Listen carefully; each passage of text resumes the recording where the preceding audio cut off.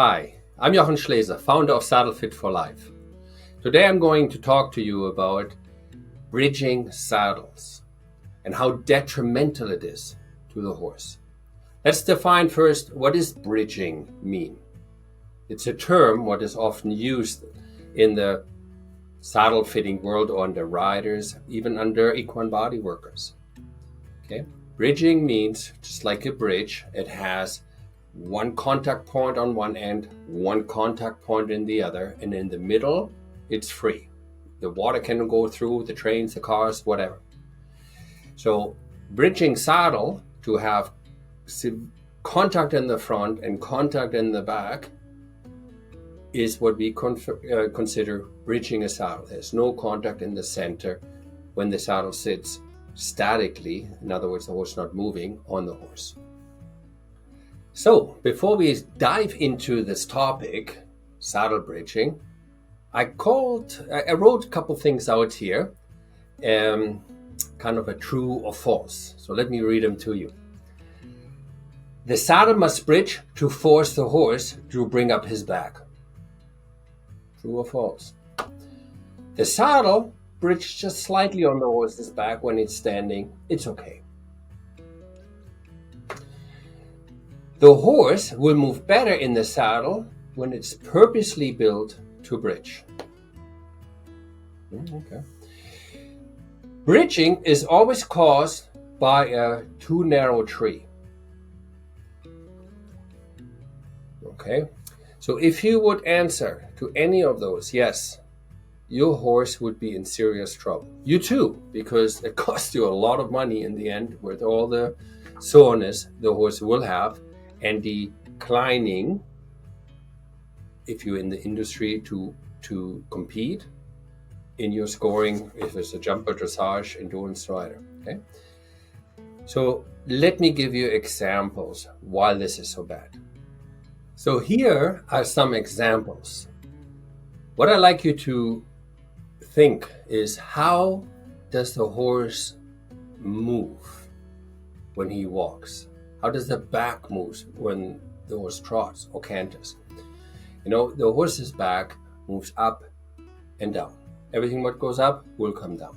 Okay, and then trot a little faster, and then canter is kind of like a rolling movement. Okay, so for all of you guys who have ridden on the horse without saddles, you know, you're feeling that. You know, so when you ask people, says, "Hey, pretend you're a horseback rider." Inevitable. People who don't know how to ride will do this. They're bouncing up and down. Well, that's not a rider never wants to be seen to be bouncing up and down. Okay, because this is, oh my God, my back hurts, my poor horse, right? You're supposed to feather that in your seat. But what the beginner rider sees, he sees the whole picture of the horse and rider. And the whole horse and the whole rider goes up and down, right? So obviously there is force would collide together. Speaking of bareback, you know, for the longest time, human rode bareback. But they found a way to make the horse faster, last longer, and has less issues long term. Also, why are we, since 7,000 years, working on perfection between horse, rider, and saddle? It started all with warfare. You know, can you imagine you have a rider sitting on a horse's back who goes like this, and he tries to shoot the bow and arrow and hit a target while the whole horse and rider goes this way? They figured out the saddle with stirrup leathers. Now the person was standing in the stirrup and he bounced in the knees, and his arm and target was easy. Arm was quiet and the target was easier to hit. So back then it was all about warfare. And they find out, if the saddle distributes the pressure even over the horse's back, the horse lasts longer. It's faster. It can dodge the bullet. It can dodge the cannonball. What a concept. Yay, I like that. But now all of a sudden somebody comes and thinks, let's reinvent the wheel. Or let's have an opinion why the saddle should put 4 nasty digging points into the horse's back. One more time. When we started to ride, we ride bareback. But our seat bones and our pressure is local on these seat bones. So if you look at people who fight, right? The ultimate fighting, you see these people in the cage and they're smashing the head in, or boxers. They have very tight stomachs. And my dad was a featherweight champion. We all had to go boxing as kids. Still have a crooked nose from that days when I remember. But one of the things, we needed to know how to protect the impact. So when the boxers get jammed into the stomach, they tighten their stomach. Why do they do it? Duh, if I wouldn't do it, lights out, you fall over, or you really damage the organ. So a muscle will automatically react, especially on a flight animal like the horse, when something impacts hard. So therefore, when they for hundreds and hundreds of years figure this out, the pointy seat bones, we're going to distribute over a large area. Think about this. Here you have a person laying on the back, and somebody else, stands on your back, right around your shoulder areas. You would feel the ball of the foot most of the time and the heel of the foot, right? Because that's where most of your weight is, on your heel and the ball of the foot. Most people could not stand, no matter how strong you are. After a while you say, can you please get off? Here comes another idea. Let's put the same piece of wood, what the length of your foot is, put it on the back and then stand on it. Much better, isn't it? Because now the entire weight of that person who's standing on you is not putting local pressure. That's the idea of a saddle with a saddle tree, what sits protected. Somebody else comes along, hey, you know what? I have high heels. These days, boys or girls have high heels. And it doesn't matter who, somebody stands on your back with high heels. What do high heels have? Instead of your fat heel, it's now just a tiny little size of a penny, the high heel. And then the front, all your toes are squished, a very small spot. Now you say, we're going to have shoes on. We don't need a board on the horses, on the rider's back where the person stands on it. We would put high heel shoes on it. You wouldn't even think having that person step on your back, right? Because now the pressure is even higher as if he's bareback or with his feet. That is what bridging does. Bridging, instead of your two seat bones, in an area where the horse's spinal processes are straight, in an area where the horse can carry you the best in the center, you now put localized pressure on an area what is super sensitive and vulnerable to the horse. In the front, the spinal processes go backwards. In the back, the spinal processes go forward. In the middle, they stand straight. This is where you sit. It's a treeless saddle in an area where the horse can carry you better. Now we add a saddle, but bridges the seat bones, like the barefoot person with the piece of wood on the person's back. But no, somebody else comes around and says, no, let's bridge the area where the horse is really strong to carry you and just put massive pressure on the wither area where the nerves are, where the shoulder needs to free, the back, where you ask the horse to elevate and bring the hind leg underneath to get the weight off the forehead. I'm so sick and tired of these people. I can't stand it anymore. It's almost like, what does this person says? Jochen, don't waste your time. You heard that saying. You heard the saying where people say you can drag a horse to the water, but you can't make him drink. People out there, they're always the naysayers. They're always trying to poke you, and they have absolutely no compassion to the horses. They're horrible. Just think about this next time. Next time you want to be a guardian to the horse. Does the bee explain to a fly why honey tastes better than shit? No. Right? Don't waste your time with people who absolutely make no sense and hurt the horse purposely for whatever gain. And if this didn't convince you, think about this. When the horse walks, the back comes up. What did I just told you? When there's impact, the stomach automatically tightens, like on the boxer. When there's impact on the longest back muscle on the horse's back, they're tightened. So now you have all these bones touching. It's kind of like you're pushing your fist together and you rub it together. That hurts. You wouldn't do that. It's just ridiculous. Oh, but when the rider is good and he can bring the back up, then it's good fit. That's the most ludicrous thing I've ever heard. It's like, how does a horse move? Does the horse move with the swinging back, up and down? Or does a horse move like a cat with his hissing? With the back up all the time? Hopefully not. Hopefully you don't ride a cat or the horse is constantly bucking with his head up and round back, right? So now how is force measured? Here is the back, moves up, down.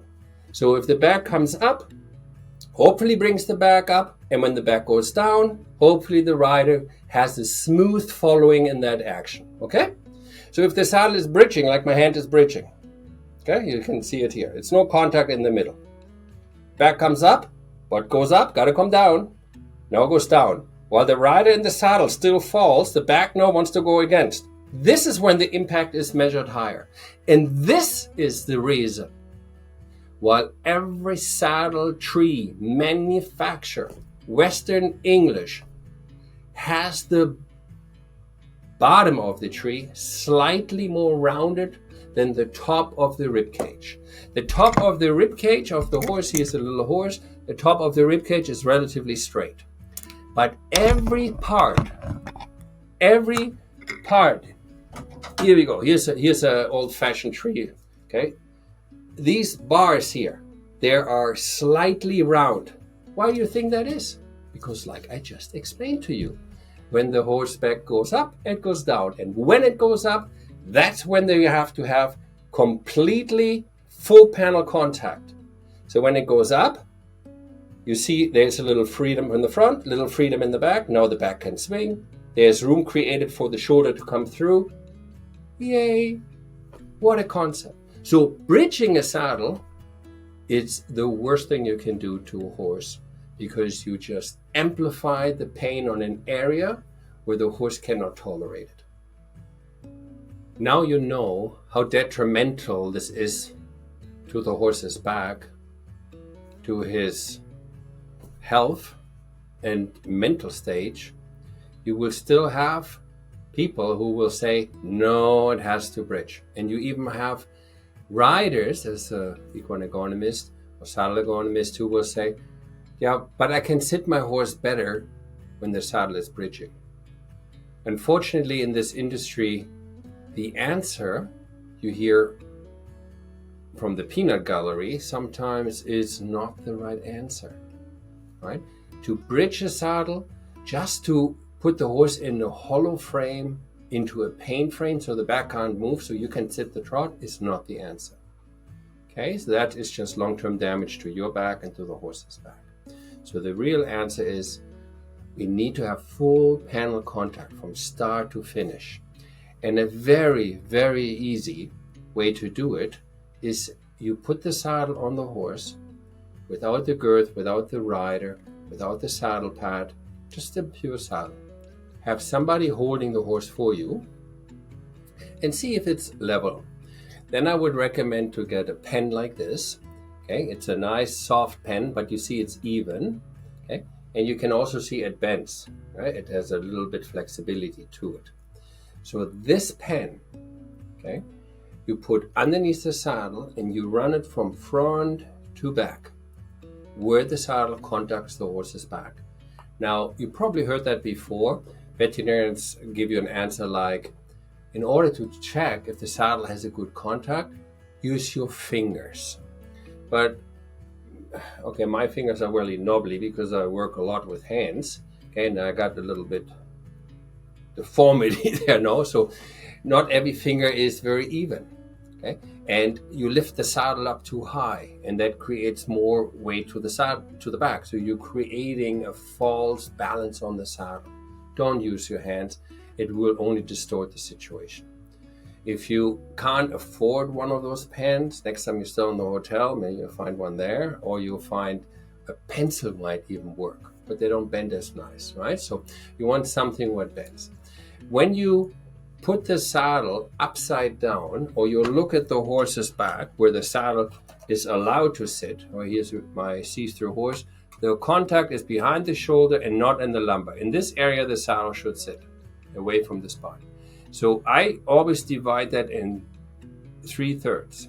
The first third is where the shoulder moves. There's a lot of sensitivity.